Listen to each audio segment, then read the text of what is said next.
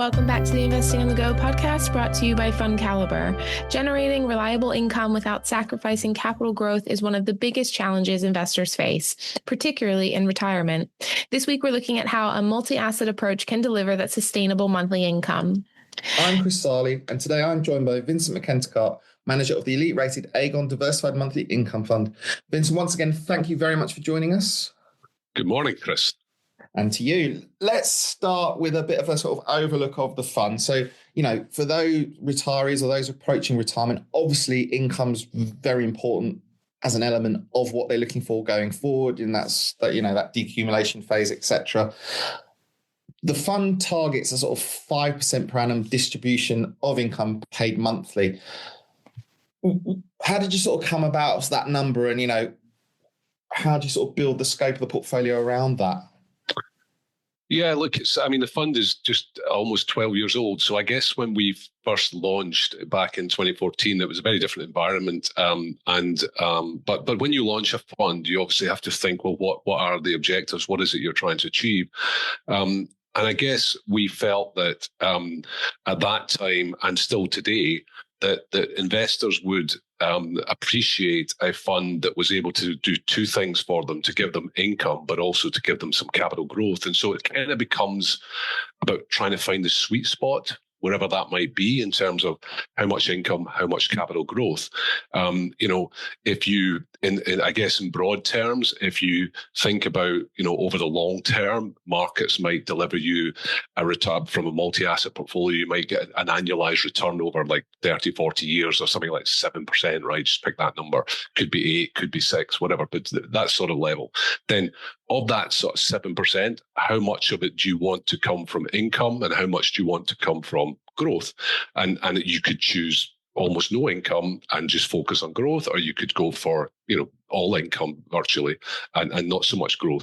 And so we ended up setting the objective for the fund at 5% income target and sort of 1 to 2% growth. That's what we ended up with. Some other funds would offer you 3%, maybe 4%. We picked 5%. And I mean, there are different ways of thinking about that. If you say we had picked 4, well, when you think about it in income terms, a fund that delivers 4 versus a fund like ours that aims to deliver 5, that extra 1% might not sound like a lot, but 1% of 4 is 25%. So by aiming for 5 rather than 4, we're essentially delivering people 25% more income.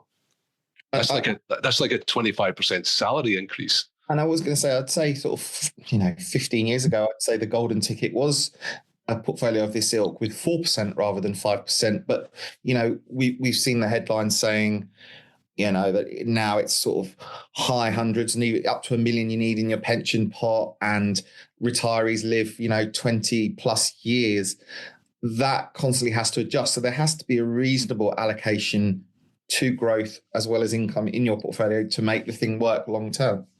That's right. I mean, absolutely. And I think, again, I think there's been academic studies done in the past, to try and see, you can't, it's difficult to say for all retirees what would, to come up with one answer that suits everybody, because clearly everybody's different. And so, when academics have looked at this and thought about, well, what is the sustainable amount of income you can draw out of a pot of money? And they often approach that from the point of view of, the assumption that the pot of money is still existing for a long time. So think of an endowment for a university or something. It's not the lifetime of an individual who might retire and live for 20, 30 years or whatever. This is for an endowment that goes on forever. That's a different thing, right? So when people have looked at these problems and thought about what is sustainable, a number like 3-4% has been the number they've come up with. As we've said, we're aiming for 5%. But we do genuinely hope and that people who invest in our fund, their original capital, we pay out 5% in natural income. We don't use capital to get to that 5%. And so the aim of the fund is to not only give investors who buy the income shares that nice level of income, but also that their original capital will still be there. Now, if you want more, you can draw down some of that capital by selling some shares, but that's a choice for the individual. So it is. I think it was. I'm trying to remember. Well, it was William Sharpe, the famous economist of the Sharpe ratio, who said that decumulation is the hardest problem in finance. Mm-hmm. And I think that's true. It's a really tricky thing to manage, and all we're trying to do with our fund is give people an option to get them through that. Okay. I mean, the best way to sort of maybe go a bit deeper is to sort of compartmentalize how you go about getting that income specifically. So in terms of breaking down the fund, where you go to in terms of equities, bonds, alternatives, etc. Maybe just explain that to us. And do you have to do anything more to get from 4 to 5%, or is it, we're in a world now where that's a bit easier perhaps? Maybe just talk us through how you get to that 5% target on a sort of sector by sector basis. Okay. Yeah, a number of good points there. So look, things have changed a lot over the 12 years that we've been doing it. Back when we started, the Bank of England base rate, I think, was 0.5%. The UK government 10-year gilt was 2.7. So at that point in time, when you're getting 0.5% on cash in the bank, clearly to deliver 5 to people is quite a big gap. Obviously today, interest rates are higher, gilt yields are higher, and so the gap of delivering 5 to those measures is smaller than it was. So the market is always changing, but our objective hasn't changed. So we continue to aim for 5 and capital growth of 1 to 2%.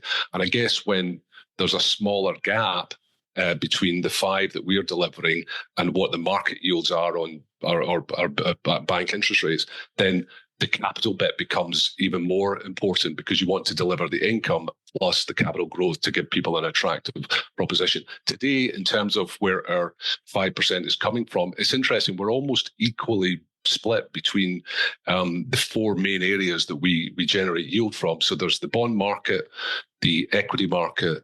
We invest in some alternatives, which for us is largely listed property companies and some infrastructure assets. And then the fourth component is currency. We use currency to help generate some yield. So, and it's not exactly 25% of our yield is coming from each of those 4 components today, but it's actually not that far off. I just looked at the numbers this morning before coming on this call, and it's maybe actually currency's the biggest of the 4 at about 27, 28%, and alternatives is the smallest at about 22%. But it's quite an even split.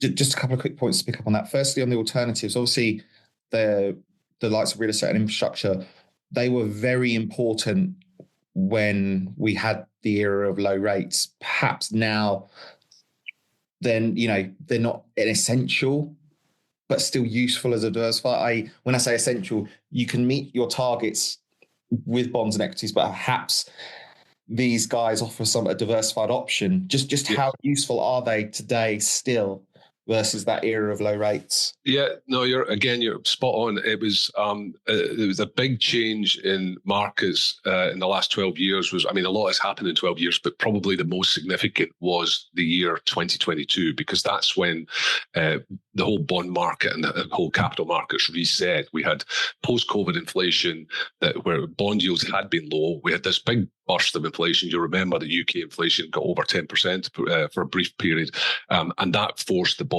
market to reset. And by reset, it meant that the value of bonds went down and the yields went up. So suddenly you went from having low yields like 1, 2, 3, 4%. You suddenly found yourself in a world by the end of 2022 where bond yields were like 4, 5, 7, 8, 10%, depending on where on the credit spectrum you went from government bonds to high yield corporate bonds. And so that complete change in the environment meant a lot of things changed within our portfolio, but just generally for investors. And so what we did was, we, having relied a lot on alternatives before the year 2022, they became less necessary because suddenly bond markets were giving us all of this yield. So we did quite a big shift, moving about 20% or more of the fund's capital from alternatives into the bond market to pick up on those higher, more attractive yields. Now, today, roll forward from the end of 2022 to today, bond yields have come back down a bit. They're not as low as they were before 2022. And alternatives have had, not all alternatives, but as a broad observation, they've had a difficult 2 or 3 years in terms of total returns. And so that means that they now start to look a little bit more attractive relative to where bond markets are. And of course, equity markets have also had a good few years. And that means that their future potential return might, well, we certainly expect it to be lower than it's been in the last 3 years.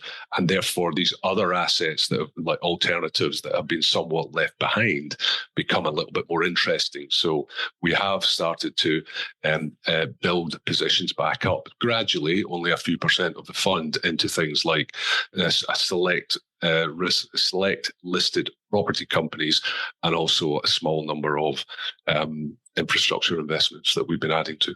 Just before we move on to a couple of questions about what you've been doing recently, maybe just give us a quick line on how you use currencies in the portfolio. Yeah, so we're obviously the investors in this diversified monthly income fund is a sterling fund. We have at any time perhaps about 30% of the assets will be in sterling. So that would be whether they are UK companies listed in the UK stock market, or UK bonds, whether those are government bonds or corporate bonds, or some of those infrastructure or alternative assets. If we add up all of those assets at any point in time, about 30% roughly will be sterling denominated. That means that roughly 70% of the fund at any point in time is invested in assets outside of the UK, whether they are US dollar assets, whether they are Japanese yen assets, euro assets, spread around the world. And so our approach is to take that those foreign assets, those foreign currency exposures, and hedge them back to pound sterling. So that's just a straightforward thing for us to do. A big firm like Aegon Asset Management, we have the capability to just put in place currency hedges to bring that, so that we still want to own shares in, for example, Microsoft or Broadcom, some of the top US tech companies, but we don't necessarily want the dollar fluctuation against the pound. So by hedging, we're removing that fluctuation. We've still got the share price growth of Microsoft or Broadcom or some other stocks, but we've removed the fact that pound and dollar can move up and down against each other by doing the hedging. So that's the main thing we do in terms of currency. But I mentioned earlier that about 27% of our yield currently is coming from currency, and that's a second part of what we do, where we use a small number of usually emerging market currencies. For example, today, the Brazilian real, we have 3 or 4% of the fund exposed to the Brazilian real. Interest rates in Brazil are in the region of 14%. And so by having that exposure, we pick up a nice, it's like cash in the bank, earning 14% per annum in interest, and that counts as income towards our fund. So that's the second way that we use some currency exposure to help us to achieve our yield objective. Okay. One of the things we should talk about is the fact that, we had that period of rates at 0.5, which, meant the primary sort of focus had to be on trying to scour the world for that income, be it geographies or asset classes. Moved into a different world where the income was a bit more easy, slightly more accessible. That gave you an opportunity to look at some of the more growthier names growthier opportunities for the portfolio, because you had scope, because the income was there, it was more accessible. Obviously, that leads to the like of US tech, but you have been trimming that back a bit more recently, if I'm right. Where are you looking at now for opportunities? Yeah, look, it's been a fascinating period since 2022, because as you've just highlighted, we've been able to I would never say it was easier, but it certainly has been easier since 2022 to get to a 5% number. And just to give you an example, actually, just picking last year, calendar year 2025, the fund continued to deliver the historic yield, which is one of the yield measures that we quote when you look at the fact sheet, was 5.3% for 2025. But the total return on the fund was just over 13%. So the capital growth element was in excess of 7% last year. And so the reason I mentioned that is that it to make the point that when this fund can achieve two things. It can deliver you a 5% yield, but it can also deliver you good capital growth. And of course, that capital growth last year was definitely supported by our exposure to US technology companies. Now, those US technology companies did a wonderful job for the fund in terms of delivering capital growth. They didn't deliver very much income. We still managed to achieve at the fund level the 5.3 yield, but that's because at any point in time, when we've got over 100 different securities in the fund, some of them will have very low yields, less than 1%, and some of them can have much higher yields, numbers like 7, 8, 9%. And it's the blend of those different yields that helps us to get to the target of 5, and then it's also the blend that helps you to get some capital growth. And of course, your choices as active fund managers as to what you put the capital into will determine whether that capital growth is a bigger number or a smaller number. So that's why I think it's people perhaps do find it interesting or unusual that as a fund that's targeting income that you might have very low income assets, but that's the beauty of a multi-asset fund like this, where you can balance off higher yielding assets like some currencies, some bonds, against lower yielding assets like technology equities, and deliver both of the objectives of yield and capital growth. And to your, what are we switching? So that's certainly been the story of recent years, where those US technology companies have done very well. Of course, at some point you start to think, well, they can't keep going up. And at some point, the discipline in your investment process means that you move on. And having a yield target is very good for that, because in the end, the more that asset prices go up, and it doesn't matter whether it's a technology company or a bond, any asset that goes up in price, when the price goes up, the yield comes down. And so when you've got a target like 5 in our case, then as yields come down, as prices keep going up and up and up, yields come down and down and down. At some point, the discipline in your investment process says, well, actually, we need to move on now. So you tend to trim. We tend not to be the type of fund where if we've got 2% in Microsoft, to pick that one again, we don't suddenly come in one day and say, let's go to 0. We would tend to be, we're the type of fund who incrementally starts selling down our positions after a period of good performance. And that's what we've been doing. And while we've been doing that, we've been trying to rotate into areas of the equity market. Has been fascinating in recent years. You've had this very narrow concentration of enormous returns in a small number of mainly US technology companies, and then you've had other parts of the market that have been, just left behind with very poor returns. Some parts of the healthcare, pharmaceutical sector, for example, have been left behind. Consumer staples were doing quite badly. So some of these areas of the market that have been effectively become unloved by investors, we're starting to just we've been putting a little bit of capital in there, taking out of the stuff that's done very well and just recycling it into some of these areas, as well as I mentioned earlier, a little bit into some alternatives. Okay. And in terms of the other side of the portfolio, in terms of fixed income, the bond duration is just is 0.6 years, I believe. That's correct. Yeah. Quarter end. What does that mean? And maybe just explain what that means and why is low duration sort of helpful in today's interest rate environment? Yeah. So we've got we're probably down in the low, as a percentage of NAV, we've probably got about 32% or so now in bonds. Now that's a combination of government bonds and corporate credit, whether that's high yield, investment grade, some bank capital. So we've got a range of exposures in the bond market broadly. And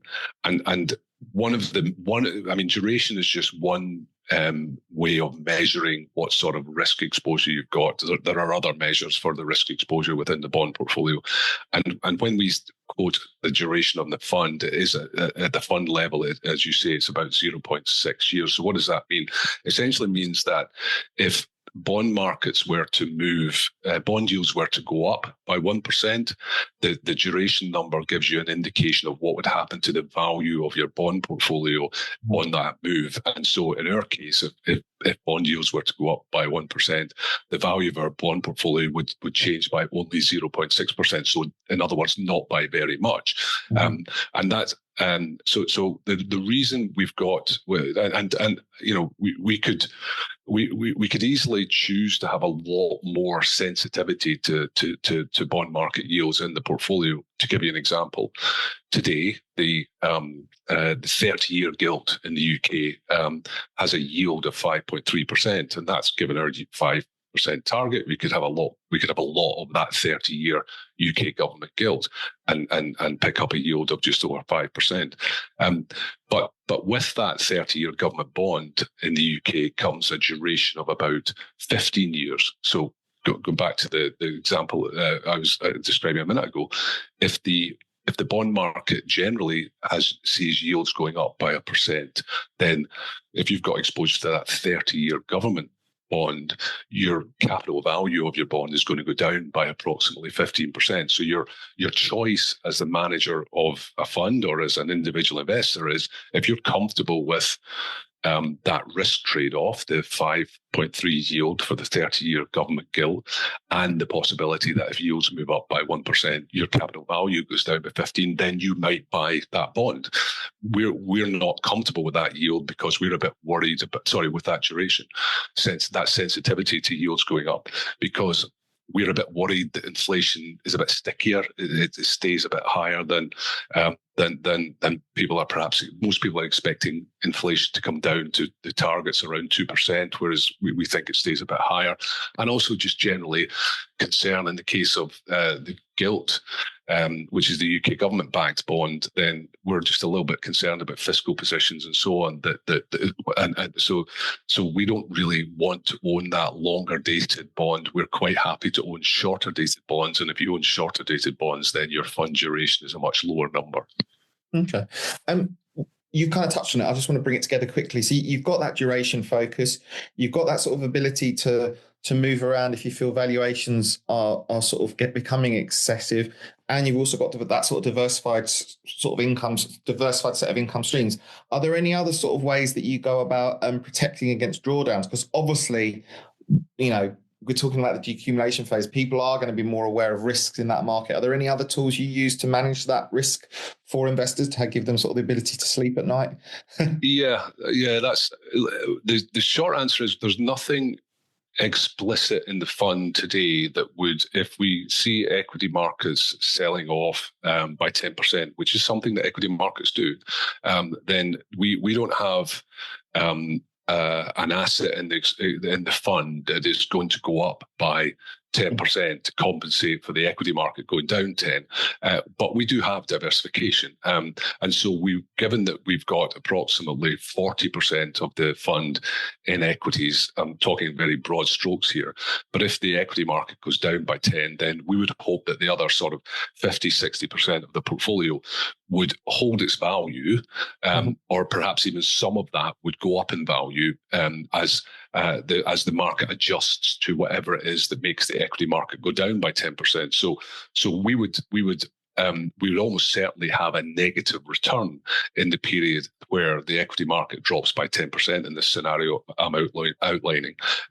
But we, in a sense, if you look at the 12-year history of the fund, you will see periods where the fund value drops. But I think one of the best disciplines that we've got, in the absence of having an explicit asset that would go up when the equity market goes down, the next best discipline you can have is only to have an exposure to equity markets that you believe you can keep that exposure when the market sells off. Because the worst thing you can do, either as a manager of a fund like this or even as an individual investor, the worst thing you can do is to be a forced seller at the worst point. And so we we put a great deal of thought and effort into not being caught in that type of situation where our risk levels would be uncomfortable, market sells off, and then we have to sell. And if you sell, you're selling assets at prices which are usually below where they will ultimately return to if you're able to hang on.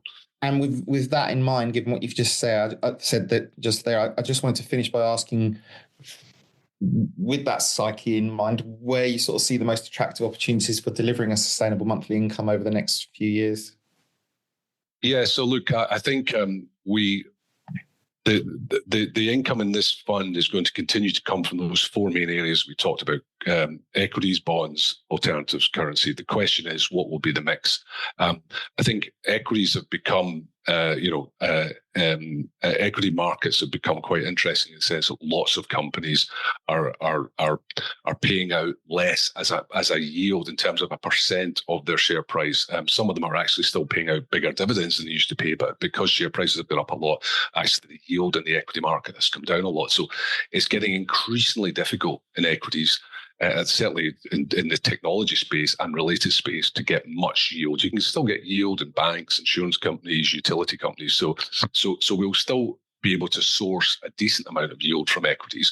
Bonds, yields are coming down, but we're not going to go back to, I don't see us, certainly in the time horizon I'm thinking about 1-2 years, we're not going to see yields that were as low as they were before 2022. So bonds will continue to be a significant component. And then alternatives, I think, will become an increasing component as equities become less of a yield driver for the portfolio. I think we'll get more from alternatives. So that's the sort of, bonds a bit the same, a bit less from equities, a bit more from alternatives is how I would think about it. Vincent, thank you very much once again for joining us today. A pleasure. This is a truly diversified multi-asset fund with a mixture of bond, equity, property, and alternative exposure. This gives the managers a variety of different sources from which to derive income. It also consistently paid a reliable monthly income since launch. To learn more about the Aegon Diversified Monthly Income Fund, please visit FundCalibre.com, and don't forget to subscribe to the Investing on the Go podcast, available wherever you get your podcasts. Please remember, we've been discussing individual companies to bring investing to life for you. It's not a recommendation to buy or sell. The fund may or may not still hold these companies at the time of listening. Elite ratings are based on FundCalibre's research methodology and are the opinion of FundCalibre's research team only.